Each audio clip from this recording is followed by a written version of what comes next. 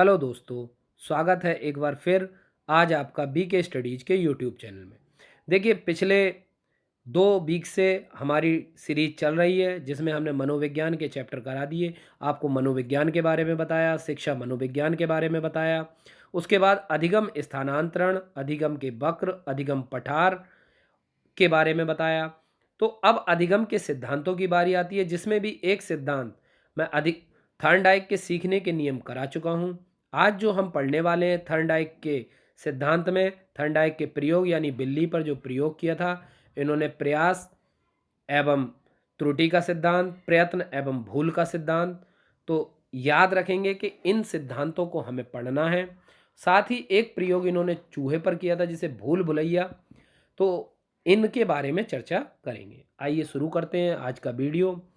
उससे पहले welcome to BK studies. देखिए बीके स्टडीज़ के विभिन्न platform, web portal, mobile app, WhatsApp, Facebook, Twitter, Telegram के माध्यम से आपके लिए नोट्स और वीडियो प्रोवाइड कराए जा रहे हैं। आप बने रहिए और लगातार नोट लेते रहिए और एक अच्छे भविष्य की आपकी कामना करते हैं। आइए अच्छे भविष्य की कामना के साथ आज का लेक्चर शुरू करते हैं। तो आज का लेक्चर है हमारा थर्नडाइक का प्रयत्न एवं भूल का सिद्धांत।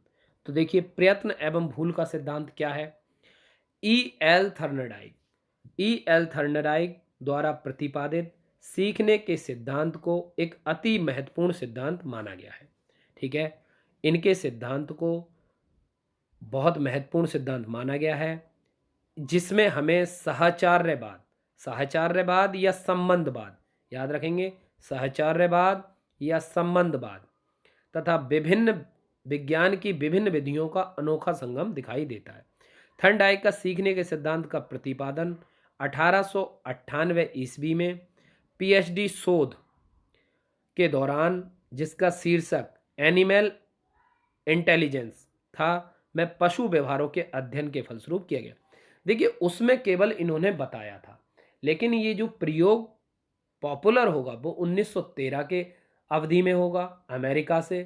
तो उसके बारे में भी पढ़ेंगे। लेकिन अब देखिए इसके उपनाम, देखिए उपनाम पहले बताऊंगा मैं। उपनाम इसको उद्दीपन अनुक्रिया का सिद्धांत कहते हैं। क्या कहते हैं? उद्दीपक अनुक्रिया। तो उद्दीपन अनुक्रिया का सिद्धांत मैं जब एक बार वीडियो पूरी कर दूंगा तो इन सिद्धांतों को मैं बताऊंगा क्यों। प्रयास और त्रुटि का सिद्धांत, संयोजनवाद का सिद्धांत, संयोजनवाद या जिसे कहते हैं आकास्मक या आकस्मिकता का सिद्धांत, अधिगम का बद्ध सिद्धांत, प्रयत्न एवं भूल का सिद्धांत, एसआर थ्योरी। एसआर देखिए इस पर चर्चा जरूरी है। एक होता है एसआर, एक होता है एसओआर और एक होता है आरएस। देखिए एस आर की बात करें, स्टिमुलस रेस्पॉन्स, तो ये है आपकी थर्नडाइक की। फिर आर एस की बात करें, रेस्पॉन्स स्टिमुलस, तो ये है आपकी स्किनर की। और एस ओ आर ये ऑपरेंट यानी विधि है, तो ये आएगी आपकी वुडवर्थ की। इस पर गौर जरूर करें। देखिए पहले एक्सपेरिमेंट पढ़ेंगे, फिर इनको मैं एक बार डिटेल में वापस आकर आपको समझाऊंगा कि कैसे, ताकि आपको ये रटने ना पड़े और आपके याद हो जाए। देखिए 1913 में अपनी पुस्तक एजुकेशन साइकोलॉजी में थर्नडाइक ने अपना प्रयोग भूखी बिल्ली पर किया। याद रखेंगे, भूखी बिल्ली पर जो प्रयोग किया था एजुकेशन साइकोलॉजी में किया था, 1913 में किया था। बिल्ली को कुछ समय तक भूखा रखने के बाद एक पिंजरे में बंद कर दिया। याद रखेंगे, बिल्ली को कुछ समय तक भूखा रखने के बाद एक पिंजरे में बंद कर दिया जाता है, जिसे पजल बॉक्स, क्या कहते हैं, पजल बॉक्स। पिंजरे के बाहर भोजन के रूप में थर्नडाइक ने एक मछली का टुकड़ा, एक मछली रखी। पिंजरे के अंदर एक लीवर और बटन लगा हुआ था। आइए देखिए चित्र के माध्यम से देखते हैं। अगर हम यहाँ पर चित्र देखेंगे तो आप देख सकते हैं यहाँ पर बिल्ली एक पिंजरे में बंद है और यहाँ पर एक ये लीवर लगा है, जिस लीवर पर पैर या हाथ रखने के बाद ही ये गेट खुलेगा। यहाँ भोजन के रूप में मछली को रखा गया है। तो देखिए कैसे कैसे ये क्रिया काम करती है। तो देखिए पहले इसको सार के रूप में समझ लेते हैं। अब देखिए अगर बिल्ली भूखी नहीं होती तो क्या वह प्रयास करती? अब होता क्या है, मैं इसको डिटेल में समझाता हूँ। देखिए होता क्या है, बॉक्स बड़ा है लेकिन चित्र में आपको छोटा है, ये बड़े बॉक्स के अंदर बंद की गई। जब बिल्ली को बॉक्स के अंदर सपोज बंद किया गया, अब बिल्ली को गेट यहाँ है, अब कैसे खुलेगा नहीं, तो बिल्ली बैठी रही, लेकिन जैसे ही उसके सामने ये मछली का टुकड़ा आता है, बिल्ली क्रिया करना पाने के लिए हाथ बाहर निकालती है, नहीं हो पाता। अब सनी देओल बन नहीं पाती कि ग्रिल ही तोड़ दे, तो क्या करती है वो, अनेक तरीके से प्रयास करती है। अब बिल्ली तुरंत ही भागना शुरू कर देती है। बिल्ली क्या करती है, तुरंत ही भागना शुरू, बिल्ली इधर उधर भागती है। तो भागने के बाद एक बार धोखे से उसका, यानी कि जिसे कहते हैं अचानक से पैर पड़ जाता है और लीवर खुल जाता है और बिल्ली भोजन प्राप्त कर ली।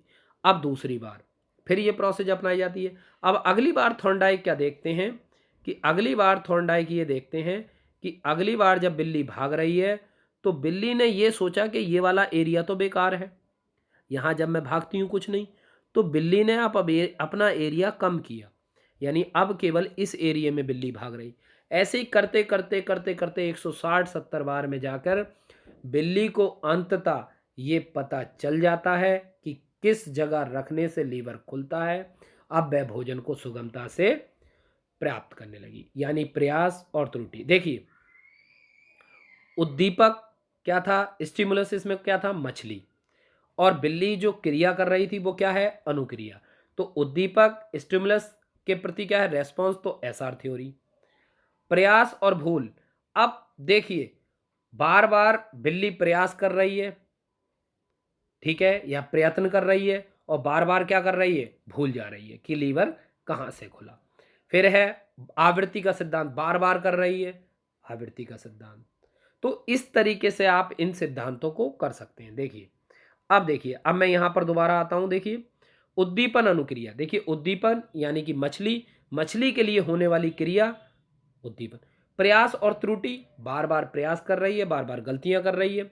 संयोजनवाद, संयोजनवाद मतलब अचानक से उसका लीवर पर पैर पड़ गया, जब पहली बार गेट खुला उसे नहीं मालूम कि गेट कैसे खुला। अधिगम का बद्ध सिद्धांत, क्योंकि एक लिमिटेशन है इसकी कि अगर उस पर पैर पड़ेगा तभी खुलेगा, तो ये कैसा सिद्धांत है, बद्ध। प्रयत्न और भूल, बार बार प्रयत्न कर रही है, बार बार भूल कर रही है, तो क्या हो गया, प्रयत्न। फिर है SR theory, SR theory stimulus और रेस्पॉन्स। फिर है आवृत्ति का सिद्धांत। ठीक, बढ़ते हैं आगे। देखिए, जिसे दबाने से पिंजरे का दरवाजा खुल जाता है। भूखी बिल्ली ने भोजन यानी मछली का टुकड़ा प्राप्त करने के लिए पिंजरे से बाहर निकलने के अनेक त्रुटिपूर्ण प्रयास किए। बिल्ली के लिए उद्दीपक, जो भोजन है, उद्दीपक का काम कर रहा था, और उद्दीपक के कारण बिल्ली प्रतिक्रिया कर रही थी। बिल्ली ने अनेक प्रकार से बाहर निकलने का प्रयत्न किया, एक बार संयोग से। अब संयोग से उसका पैर जो है, पंजा जो है, लीवर पर पड़ गया, इसीलिए ये क्या कहलाया, संयोजनवाद। और प्रयास त्रुटि क्यों कहलाया, कि बार बार त्रुटि कर रही है, और उद्दीपक के प्रति कर रही है, तो उद्दीपक अनुक्रिया। समझ में आया। नाम कैसे याद रखने हैं। भूखी बिल्ली ने बाहर निकलकर भोजन प्राप्त किया, भूख को सा, इस प्रकार बार बार दोहराया। अब बार बार दोहराया तो क्या हुई, आवृत्ति, तो आवृत्ति का सिद्धांत। प्रत्येक बार बिल्ली को बाहर निकलने में पिछली बार से कम समय लगा, और कुछ समय बाद बिल्ली बिना किसी प्रकार की भूल के एक बार में ही पिंजरे का दरवाजा खोलना सीख गई। इस प्रकार उद्दीपक अनुक्रिया में संबंध, और लास्ट में क्या आ गई, उद्दीपक अनुक्रिया में सिद्धांत। अब देखिए, बिल्ली के द्वारा जो चरण थे, चरण में 3 चीजें मेन थी। कौन कौन सी थी, पहला था उद्दीपक या स्टिमुलस। तो स्टिमुलस क्या होता है, वह वातावरण या घटक जिसे प्राणी किसी अनुक्रिया के द्वारा करना चाहता है। ठीक, फिर होती है अनुक्रिया, लक्ष्य के प्रति की जाने वाली विश्वसनीय प्रतिक्रिया। याद रखें, विश्वसनीय, कि उसके प्रति ये ऐसा करने से ये होगा। जैसे बिल्ली को लगता था कि भागने से गेट खुलता है, तो वो बार बार भाग रही थी। जैसे लोगों को लगता है कि कोच सिर्फ कोचिंग से सिलेक्शन होता है। देखिए, कोचिंग सिलेक्शन जरूर देती हैं, लेकिन कहीं ना कहीं उसमें आपकी निजी भागीदारी, और मैं तो कहता हूं 60% आपकी निजी भागीदारी। जब तक आप प्रयास नहीं करेंगे, संसार की कोई भी कोचिंग आपके सिलेक्शन नहीं करा सकती। उसके लिए आपको ही तत्पर होना पड़ेगा। अनुबंधन, उद्दीपक और अनुक्रिया के मध्य जो संबंध बना, तो यह कहलाया अनुबंधन। ठीक है। अब इसमें कौन कौन, एक था चालक। देखिए, चालक, चालक या ड्राइवर। चालक क्या होते हैं, जो किसी भी चीज को बढ़ा दे। तो किसी कार्य करने की शक्ति को बढ़ा दे रहा है यानी भूख। तो उस क्रिया करने की दर को कौन बढ़ा रहा था? भूख। फिर है परलक्ष्य, परलक्ष्य यानी टारगेट। अब टारगेट क्या है? मछली। टारगेट उसके दिमाग में बस यही चल रहा था कि मुझे मछली को हासिल करना है। ठीक। फिर था लक्ष्य प्राप्ति में बाधा। अब देखिए बाधा क्या थी? पिंजरे का बंद दरवाजा बाधा था, पिंजरे का बंद दरवाजा। जैसे आपका लक्ष्य क्या है? UP triple S C, UP TET, super TET, C TET, लेकिन बाधा क्या है? लॉकडाउन। अब लॉकडाउन है, लेकिन इसके लिए आप क्या प्रयास करेंगे? घर पर स्टडी करें, सेल्फ स्टडी करें, नोट रिवाइज मारे, तो कहीं ना कहीं तो आपको करना पड़ेगा। फिर है उल्टे सीधे प्रयत्न, पिंजरे को काटना, हाथ बाहर निकालना, दरवा पीटना, दरवाजा पीटना। तो ये उल्टे सीधे यानी ये है त्रुटि, प्रयास एवं त्रुटि, प्रयत्न एवं भूल। अब संयोग एवं सफलता, लीवर का दबना, दरवाजे का खुलना। अचानक ही कहते हैं बिल्ली के भाग से छीका टूट गया, यहाँ पर बिल्ली के भाग से गेट खुल गया। तो संयोग बस क्या हुआ? लीवर का दबना और दरवाजा खुल जाता है।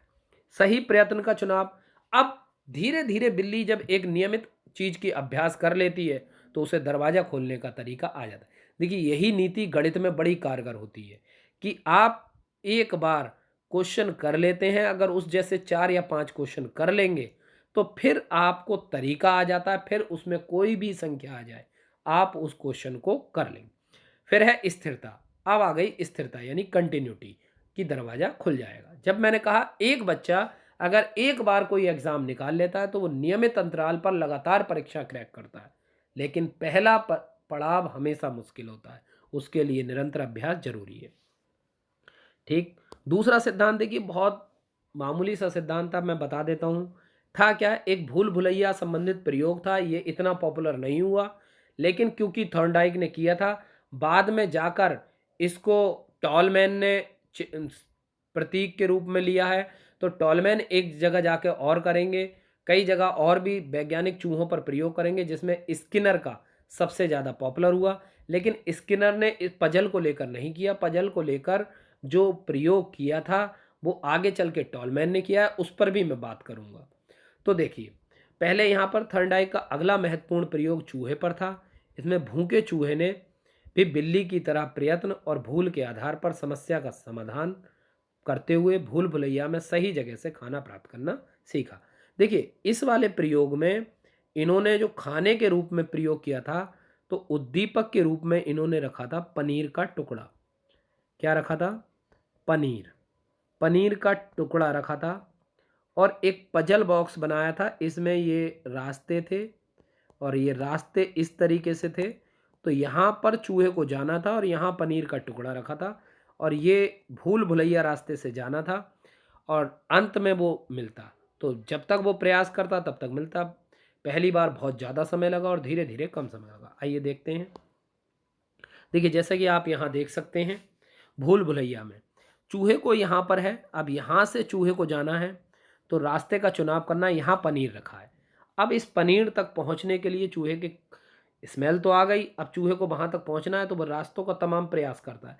अब रास्तों का जब वो प्रयास करता है तो कई बार फेल भी होता है, लेकिन संयोगवश या भाग्यवश वो एक बार उस रास्ते तक पहुँच जाता है। अब जब एक बार उसे लालच लग जाता है तो अगली बार को वो फिर पहुँचने का, अब अगली बार वो इससे भी कम समय लेता है, तीसरी बार इससे भी कम समय लेता है, ऐसे करते करते उसका समय कम होता रहा। तो ये था एक छोटा सा प्रयोग इनका चूहों पर। अब आता है देखिए शैक्षिक महत्व। इसके शैक्षिक महत्व क्या है? पहला है निरंतर प्रयास पर बल, यानी रेगुलर अभ्यास करें, अभ्यास की क्रिया पर आधारित। रेगुलर अभ्यास करते रहें, नियमित तौर पर सफलता मिलेगी। यही बात हमें चूहे सिखा कर गए और यही बात हमें बिल्ली ने सिखाई। असफलता में सफलता और निराशा में आशा। देखिए बात भी आप देख सकते हैं, यहां पर लिखा है असफलता,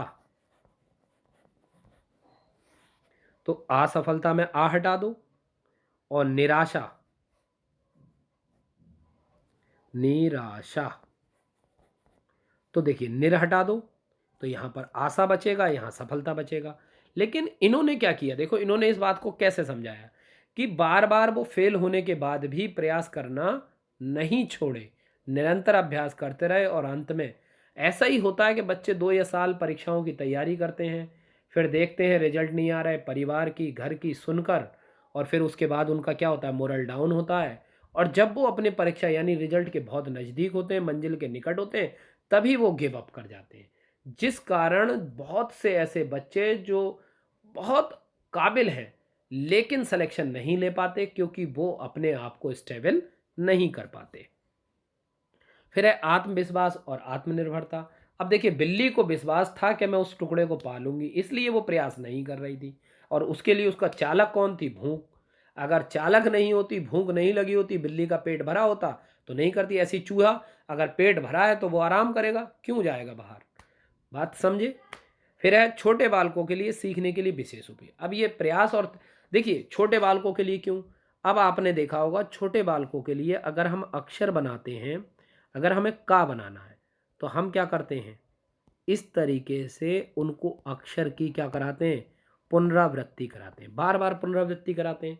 तो इससे वो एक बार प्रयास से सही नहीं बनाते, फिर हम ये डॉट लाइनें गायब कर देते हैं, फिर उनको बनाने का अभ्यास कराते हैं।